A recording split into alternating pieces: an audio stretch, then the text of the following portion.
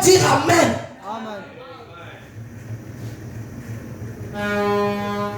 C'est pour ça que nous voyons même d'autres personnes, la vie ne change pas. Parce que tu résistes à dire Amen. Le diable aussi te retient là. Tu n'avances pas. Il faut dire Amen. Amen, c'est de confirmer que ce que Dieu a dit, cela devenant une vie en moi. Amen. Il dit, cela ne marchera pas. Ça n'aura pas marché.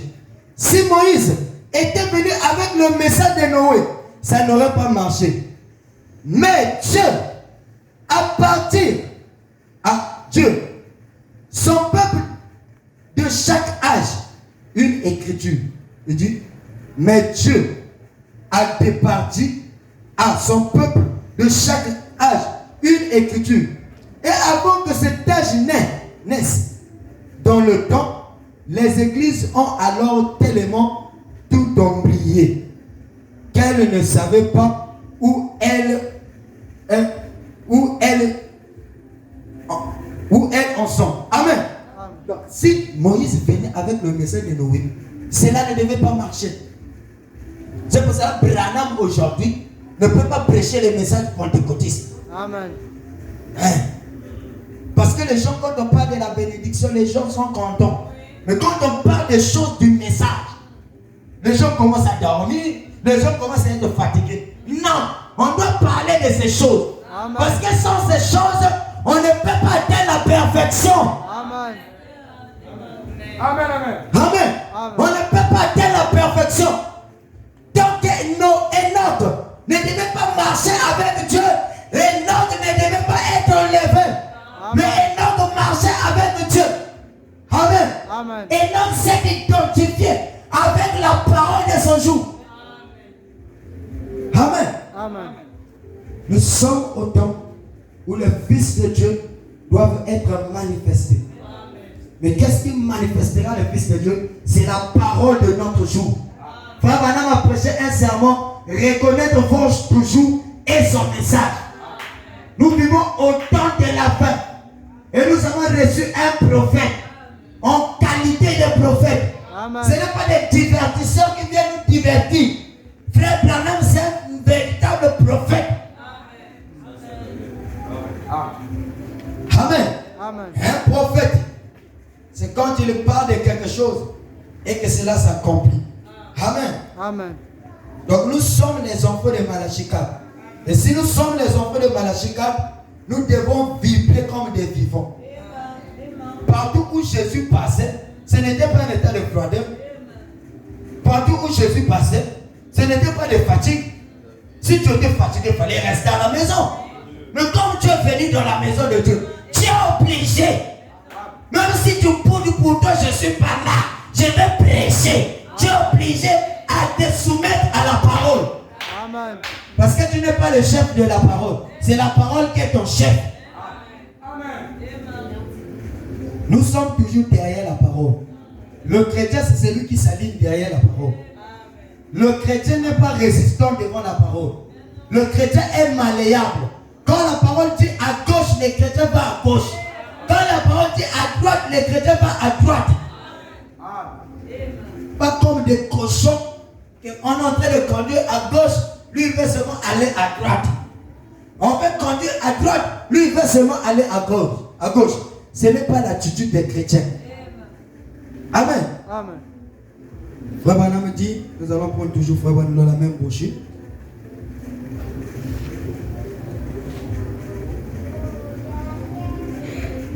Paragraphe 166, il dit, remarquez, il viendra un temps, un moment donné, où les gens diront, eh bien, je pensais que l'église devait partir avant la persécution. Je pensais qu'il y aura un enlèvement. Il est déjà passé. Et vous ne vous êtes pas aperçus. C'est ce qu'il a dit Jean. Une fois. Vous savez, il dit. On a demandé, comment? Pourquoi les prophètes disent-ils que les scribes disent-ils que lui doit venir premièrement? Il est déjà venu. Les disciples eux-mêmes ne s'en étaient pas aperçus. Ils ont été comme ils ont voulu. Amen. Donc il y aura un moment où les gens vont vous dire que ceci. Ne croyez pas. Parce que nous regardons à la parole. Le chrétien, c'est celui qui surveille les promesses du temps. Nous avons tant de promesses dans la parole. Nous avons tant de promesses que Frère Branham a dit. Donc Frère Branham a dit, surveillez Israël. Israël, c'est l'horloge de Dieu. Amen. Depuis que Israël est réparti dans leur partie, ça fait beaucoup d'années. Or, nous entendons des bruits de guerre, ceci et cela. Ça veut dire que cela nous prépare à un grand événement. Or, nous devons être préparés par la parole. Amen. Nous devons nous préparer nos lampes. Amen. Parce que dans Matthieu chapitre 25, au milieu de la nuit, l'époux a apparu. Et la voix faisait vite entendre, voici l'époux, allez à sa rencontre. D'autres vierges, 5 d'entre elles n'avaient pas d'huile. Ils ont couru pour aller acheter l'huile. Mais cela était déjà trop tard. L'époux était venu prendre ce qui était prêt. Donc quand tu es dans la distraction, sache-le que Dieu peut venir à n'importe quel moment. Amen. Est-ce que tu as de l'huile? Amen. Est-ce que tu as l'huile dans ton âme? Est-ce que tu as le Saint-Esprit? Et si tu as le Saint-Esprit, comment ton Saint-Esprit te conduit? Quand tu fuis l'église, est-ce que ton Saint-Esprit ne réagit pas? Parce que le Saint-Esprit ne peut jamais nous emmener en dehors de la volonté de Dieu. Amen. Amen. Si tu as le Saint-Esprit, même quand tu vas vouloir fuir l'église, le Saint-Esprit va te soulever à la maison pour t'emmener à l'église. Parce que le Saint-Esprit ne prie que de la parole. Amen. Mais toi, ton Saint-Esprit, comment ça agit? Je comprends, il y a un point d'interrogation. Chacun de nous devons comprendre. Est-ce que c'est le Saint-Esprit que nous avons reçu? Ou bien nous avons reçu un esprit, je ne sais pas de qui? Amen. Ou bien nous sommes dans la religion. Parce que les hommes religieux paraissent comme si c'est eux qui ont Dieu. Ça paraît comme si vraiment ils dorment avec Dieu ensemble. Mais en réalité, ce sont les tombeaux blanchis. Jésus l'a dit là-bas. Vous dites ceci, alors que vous avez pour père le diable. Amen. Donc nous sommes au temps où le message est venu pour que ce message nous prépare un grand événement. Ce message nous prépare à l'enlèvement. En Matthieu 25, on nous parle, c'est les cris de minuit. Donc les cris de minuit, Frère Branham dit que c'est les cris de commandement. Il dit que 3 choses arrivent pendant que Jésus est en train de descendre. Il dit la voix, il dit le cri de commandement, la voix de l'archange et le son de la trompette. 3 choses doivent arriver. Mais vous allez remarquer que ces 3 choses-là, ce ne sont que aussi des trompettes. Amen. Parce que le cri de commandement, c'est une trompette qui rassemble l'épouse. Amen. Alors Paul dit, si la trompette rend un son confus, comment le peuple va se rassembler pour le combat? Donc la trompette doit rendre le son clair. Or la trompette aujourd'hui, c'est le message de William Marion Branham. Amen. La trompette d'aujourd'hui, c'est le message de 7 tonnerres. Amen. C'est ce qui nous rassemble pour que nous puissions nous préparer à ce grand événement. Christ ne viendra pas prendre une épouse à moitié. Christ viendra prendre une épouse parfaite. Donc la perfection est dans les sons. Amen. La perfection est dans les tonnerres. Amen. La perfection est dans la parole. Amen. Nous sommes au temps de la parole manifestée. Amen. Dieu veut que les fils de Dieu soient manifestés.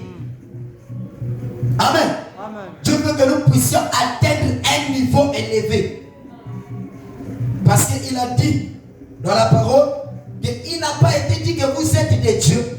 Or, les dieux que nous sommes, ce n'est que juste le titre du propriétaire incontestable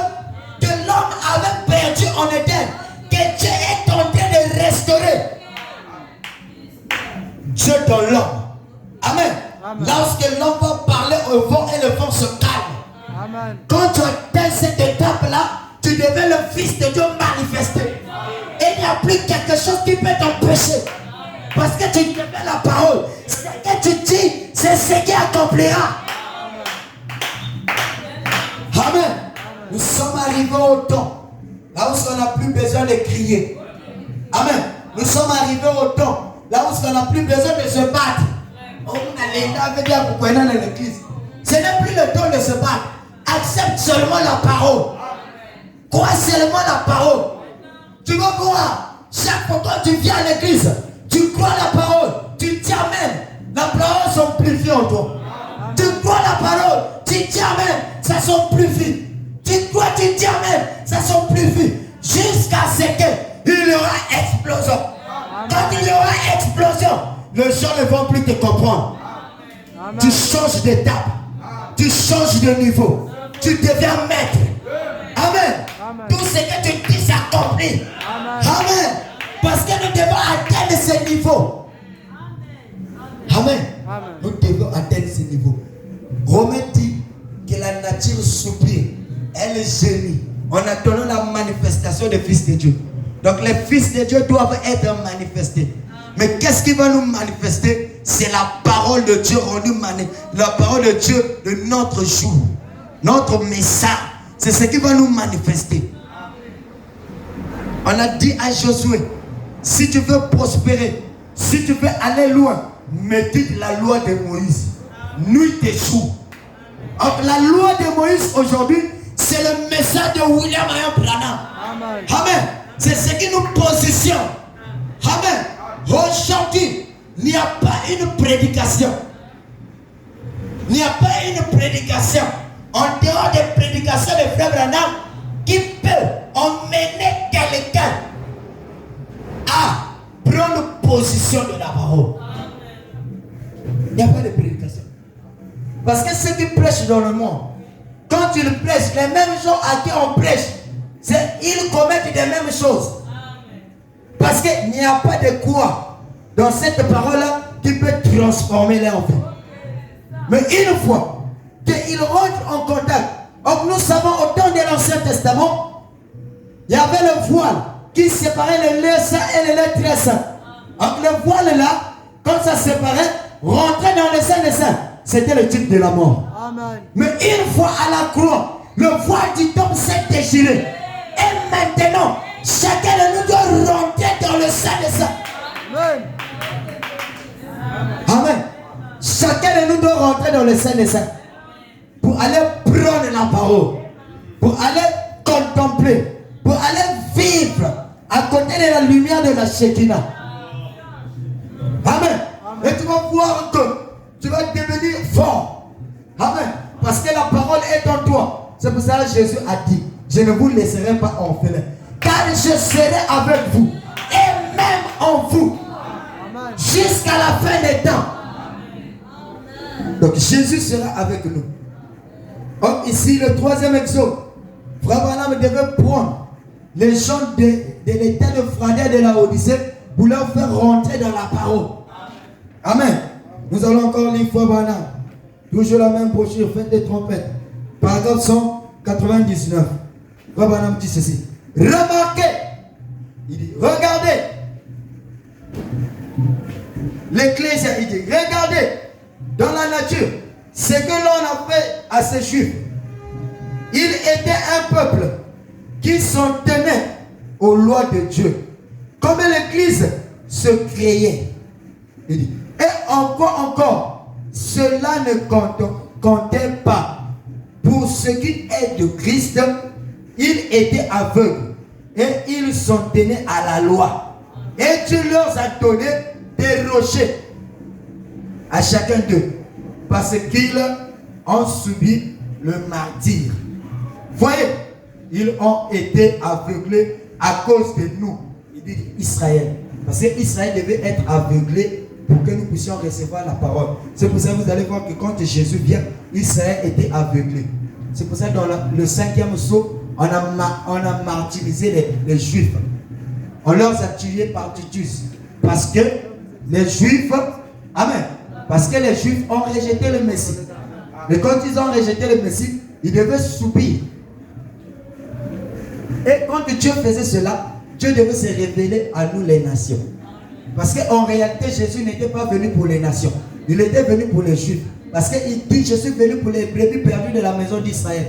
Mais c'est la foi des nations qui a attiré Jésus vers nous. Amen. C'est pour cela qu'il a dit, je n'ai jamais vu une telle foi en Israël. C'est centenaire romain qui avait dit, Seigneur, je n'ai pas besoin que tu viennes prier dans ma maison. Dis seulement un mot. Et mon serviteur sera guéri.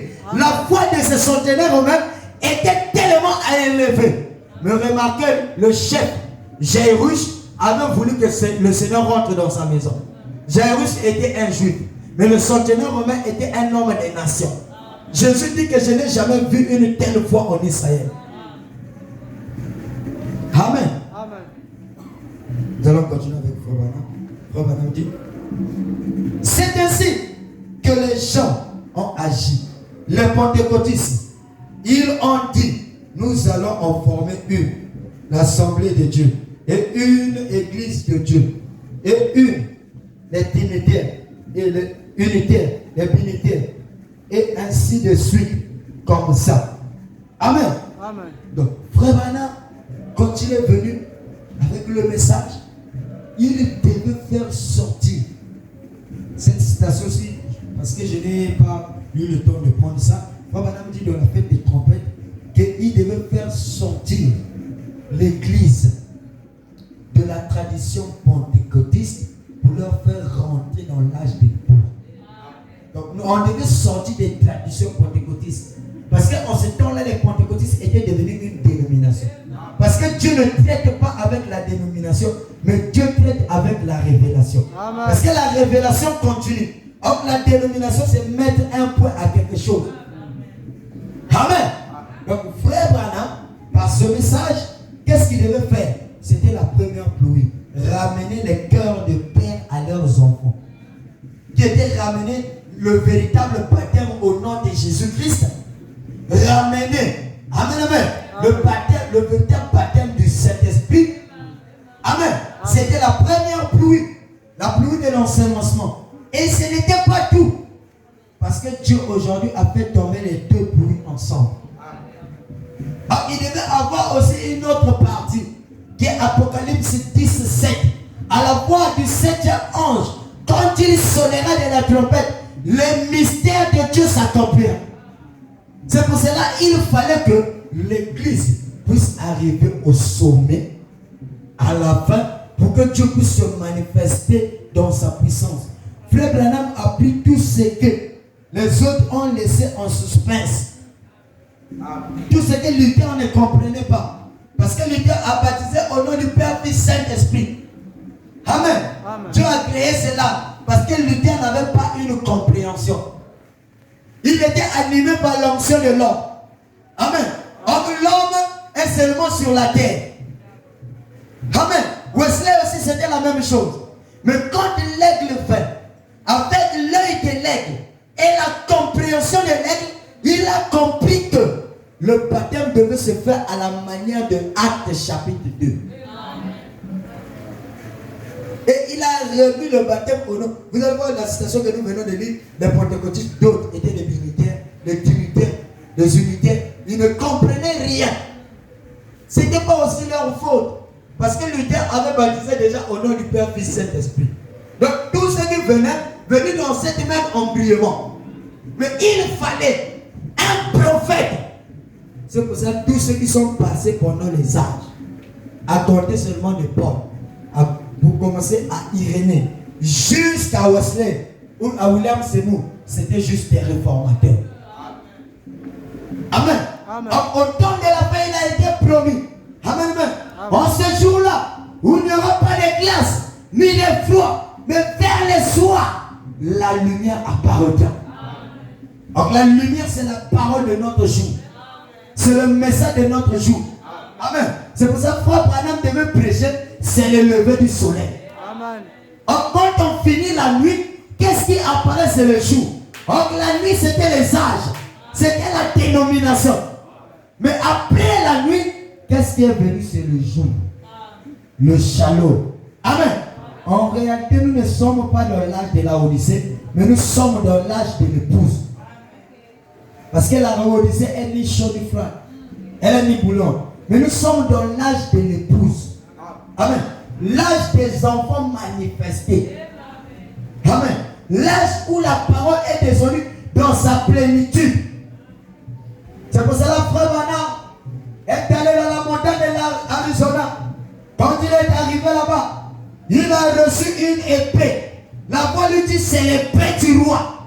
Donc cette épée, c'était la parole qu'il avait reçue. Vous allez voir Frère Branham, avant il avait prêché le sceau de la manière du docteur Smith Jogo. Frère Branham a pensé, il croyait même que le cavalier au cheval blanc c'était Christ. Parce qu'il n'avait pas encore la révélation. Mais quand les 7 données, ou bien les 7 sceaux, quand les anges sont venus, et que Frère Branham, il dit que ces anges ont été fondus en moi, il a reçu la révélation de 7 sceaux. Frère Branham dit que chaque jour, un ange venait et lui révélait l'un des sceaux. Et là, il a prêché le mystère des sceaux, de 7 sceaux. Et Frère Branham dit que le cavalier au cheval blanc, ce n'était pas Christ, mais c'était l'antichrist. Et vous allez voir que c'était le même cavalier, mais qui changeait de cheval. Amen. Il a commencé avec le blanc. Après le blanc, il a pris le cheval roux. Après le roux, il a pris le cheval noir. Après le noir, il a pris le cheval pâle. Or, qui avait cette capacité de détecter, amen, ce cavalier-là, de lui détecter, c'était seulement l'aigle. Parce que la couleur pâle, c'est un mélange de couleurs. De tous les autres, 3 autres couleurs. Donc les gens ne comprenaient pas si c'était Christ ou si c'était le diable. Le Frère Branham nous dit que c'était le diable. Et vous allez voir que le Frère Branham dit que le cavalier au cheval blanc de Apocalypse chapitre 19, c'est Christ. Son nom est la parole de Dieu. Amen. Amen. Donc Frère Branham, c'est lui qui est venu nous révéler la parole.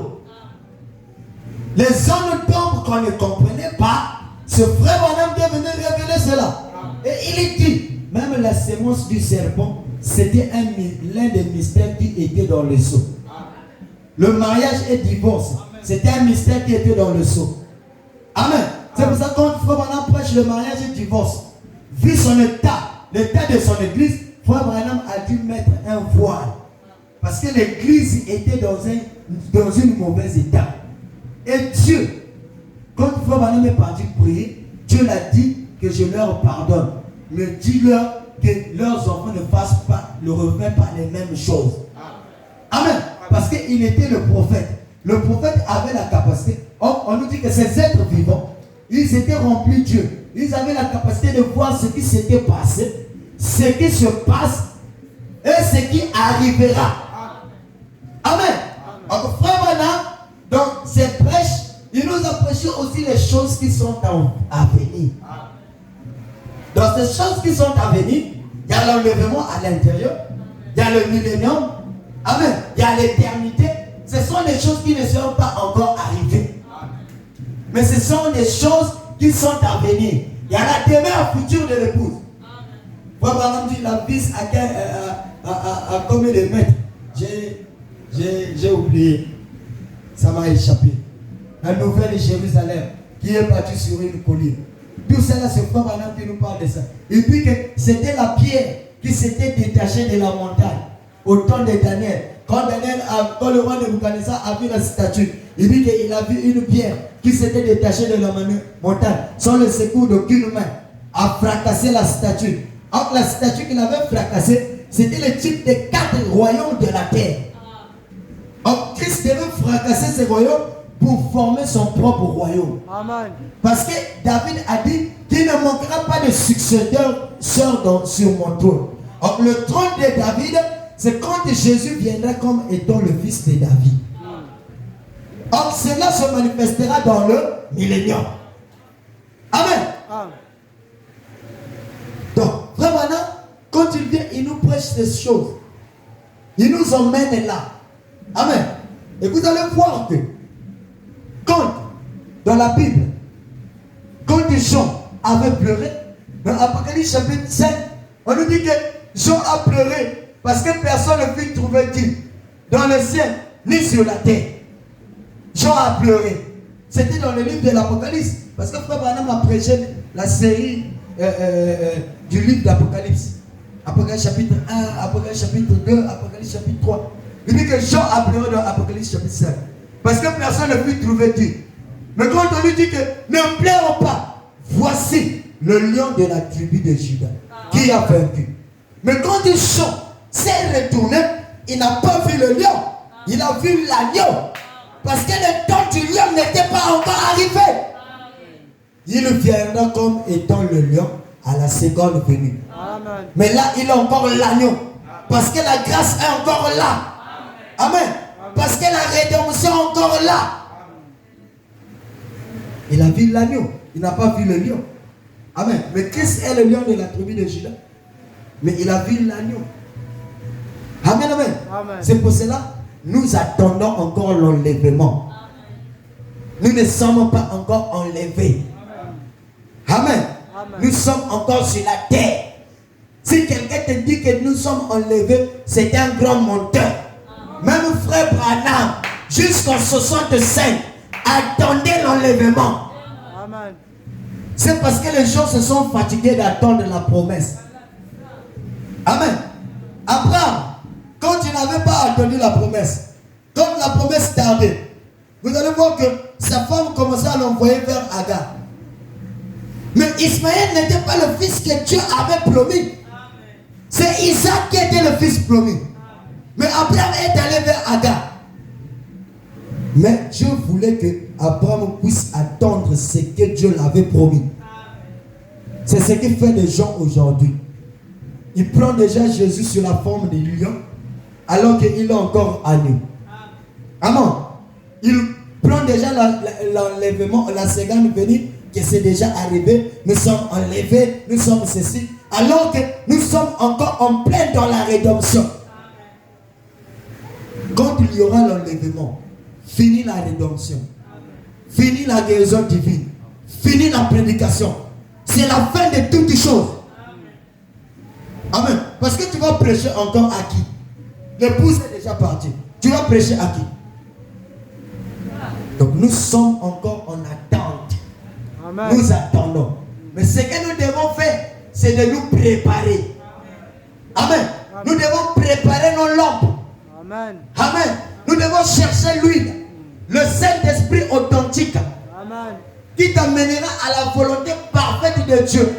Qui t'amènera à l'obéissance totale de la parole. On doit chercher ce Saint-Esprit-là, afin que nous ne soyons pas rejetés en ce jour. Amen. Donc l'épouse, aujourd'hui, ne doit que recevoir la parole prêchée par Malachie chapitre 4. Les mystères de cette tonnerre, les mystères de cette sceau, ce qui nous donnera la foi de l'enlèvement. Parce que sans ces choses, on ne pourra pas être enlevé. Amen. Amen. Il faut que la pyramide de nos vies soit coiffée. La pierre de fête doit descendre sur ça afin que nous soyons enlevés. L'enlèvement, ce n'est pas pour les enfants, mais c'est pour les matures. L'homme doit atteindre la perfection. Jésus a dit, soyez parfaits comme votre Père Céleste l'est. Donc la perfection ne vient que de cette tonnerre. Amen. Ça vient de cette tonnerre. Parce que le chiffre 7, c'est l'achèvement. Donc Dieu doit coiffer, doit chapeauter la pyramide de votre vie, afin que vous ayez part à l'enlèvement. Amen. C'est pour ça que le mystère, ce n'est pas comme disait le pasteur, ce n'est pas pour gonfler la tête, mais c'est pour nous donner une foi. Parce que quand on reçoit la parole, c'est la foi qu'on est en train de recevoir. La foi vient de ce qu'on entend. Ce n'est pas ce qu'on entend qui est la foi, mais la foi vient de ça. Quand tu entends, ça te donne la foi. Et Frère Branham dit que la foi, c'est la révélation. Amen. Et quand vous recevez la foi de l'enlèvement, alors vous serez prêt pour l'enlèvement. Mais si tu ne reçois pas ça, tu seras seulement comme un pentecôtiste. Parce que les pentecôtistes sont dans la basse-côte. Mais nous ne sommes pas dans la basse-côte, nous sommes dans les hauteurs. Parce que l'aigle ne marche pas, l'aigle vole. Amen. Que Dieu vous bénisse.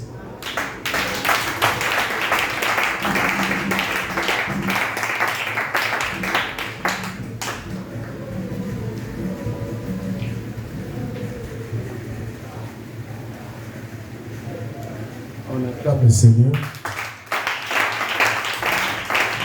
Donc, il y a des gens qui viennent à l'église pour dormir. J'étais en train d'entendre là-bas le prédicateur damer sur le dormeur. Donc, on vient à l'église, à 18h, on commence à dormir. Je ne sais pas si on est à la maison à 18h, on va dormir. Hein? On doit quand même faire un peu des efforts.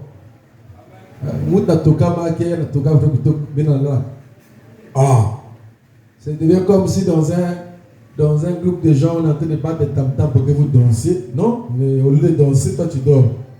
Mais si le tam-tam se bat là et tout ça, il faut danser au rythme de tam-tam. Hein? Quelqu'un est en train de faire un discours de la part de Dieu. Il est en train de jouer la musique, toi tu dors. Hein?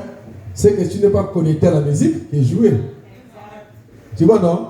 Parce que même dans le naturel, quand la musique joue, on bouge un peu la tête, les pieds et tout ça. Non, vraiment parce qu'on est en train de suivre cette musique-là qui passe. Mais les musiques, le temps, on l'a pour lui. Et puis le Seigneur va dire, non, vous dormez, non. On ne peut pas vous dire vous dormez. On ne peut pas aussi vous demander de dire Amen à la parole. Aussi longtemps on est connecté à la prédication, on dira Amen. Amen. Non, on ne doit pas vous dire ne dormez pas. Quand ça rentre dans les vidéos, c'est pas bon.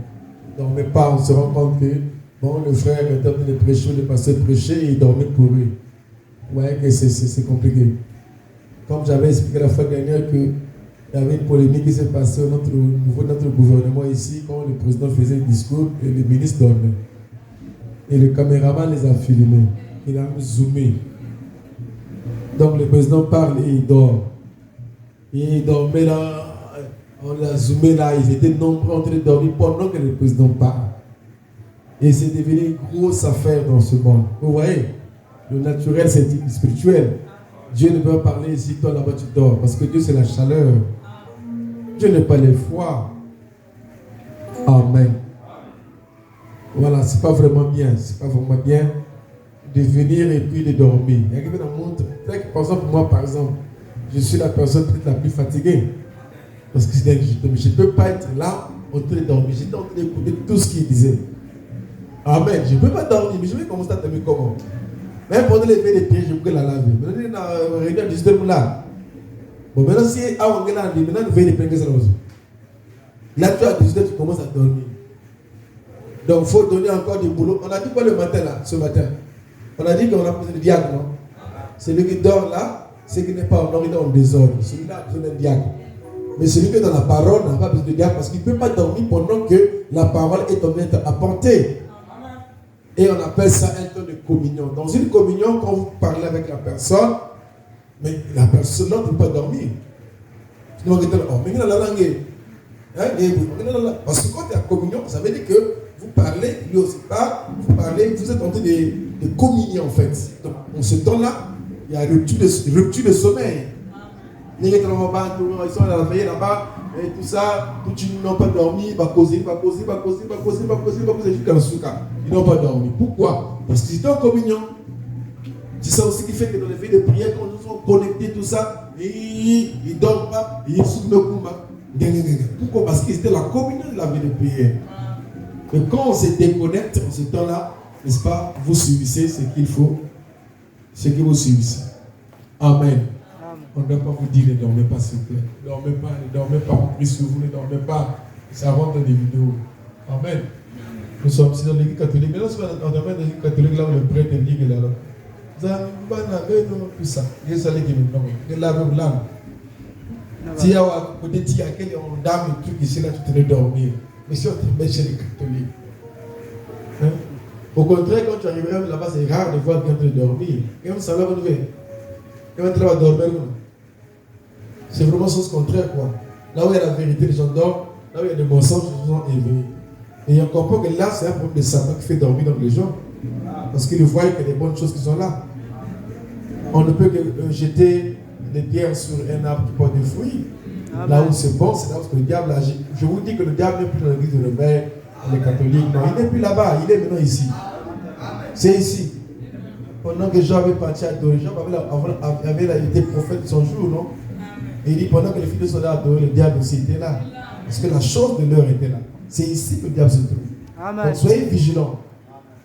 Un homme qui sort le sommeil, sache qu'il est là, il te fait dormir pour te faire rater des choses. Amen. Sinon, pourquoi il ne peut pas aller faire dormir les pentecôtistes?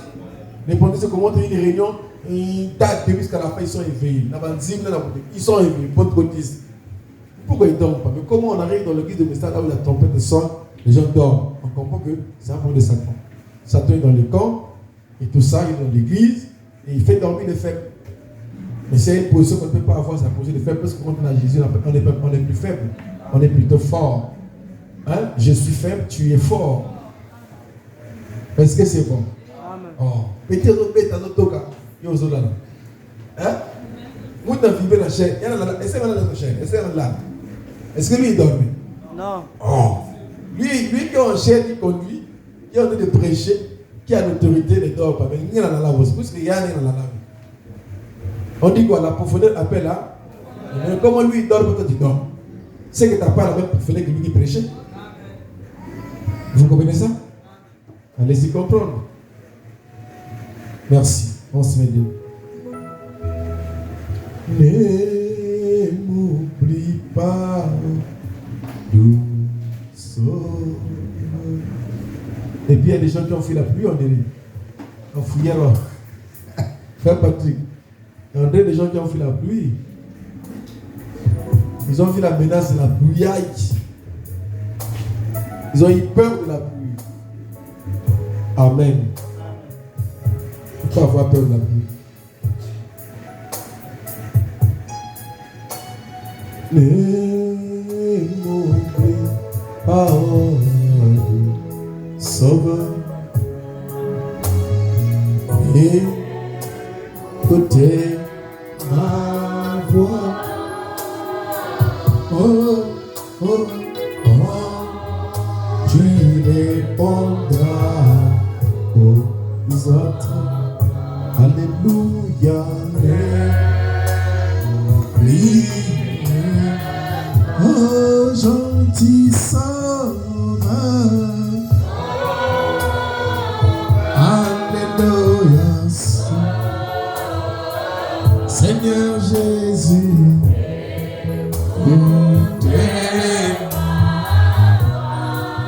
Écoutez ma voix, tu répondras aux autres. Alléluia.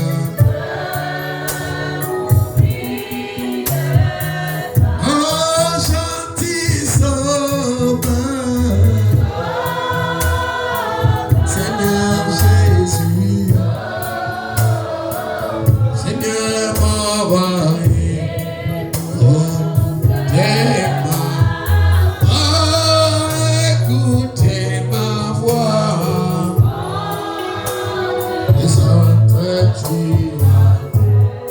Tu appelleras.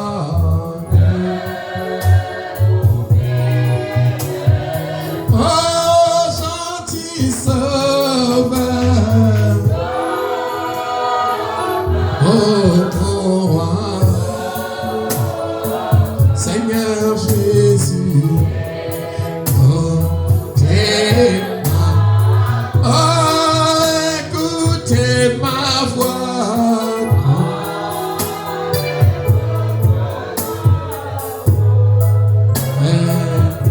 Alléluia.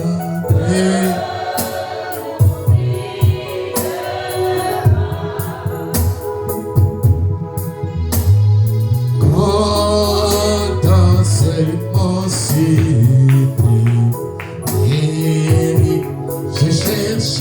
je cherchais ta face et mon esprit affligé, et sauve-moi.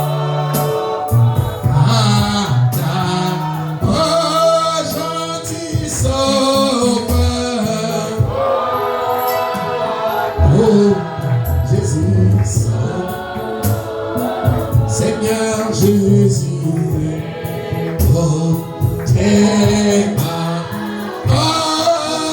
écoutez ma voix quand tu appelleras.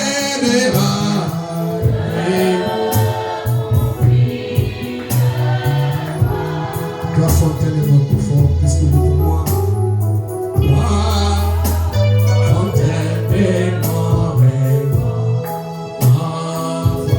Oh, plus que la vie, oh, il donne tes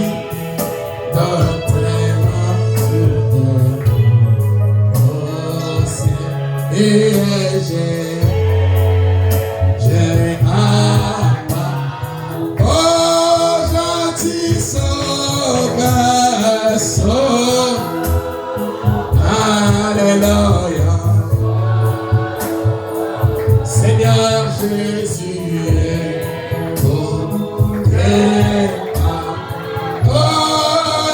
écoutez ma voix.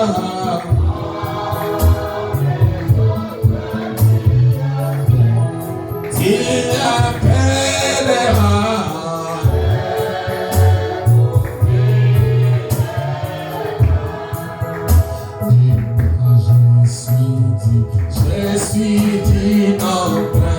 Je suis du nombre de ceux qui sont vêtus de blanc. Alors, je suis du nombre de ceux qui sont vêtus de blanc.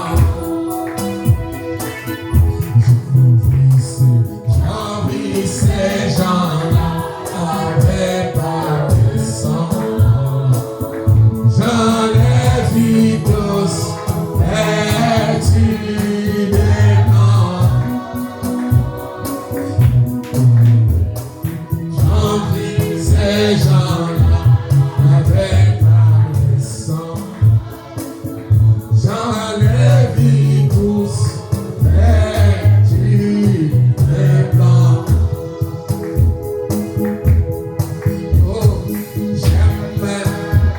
La vieille manière de chanter, moi j'aime la vieille manière. J'aime la vieille manière de prêcher, chanter, louer. J'aime la vieille.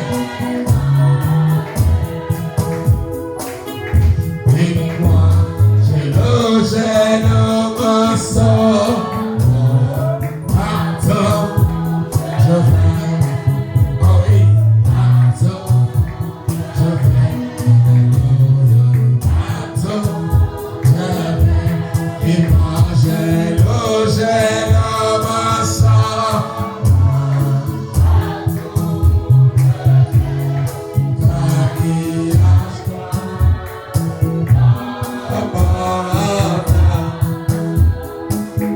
et moi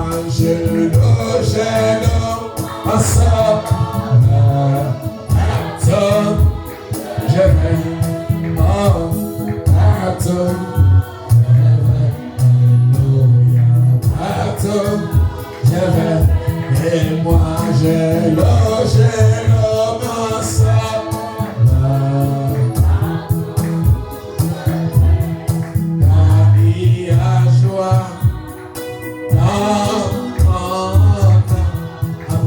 Applaudissements pour le Seigneur ce soir.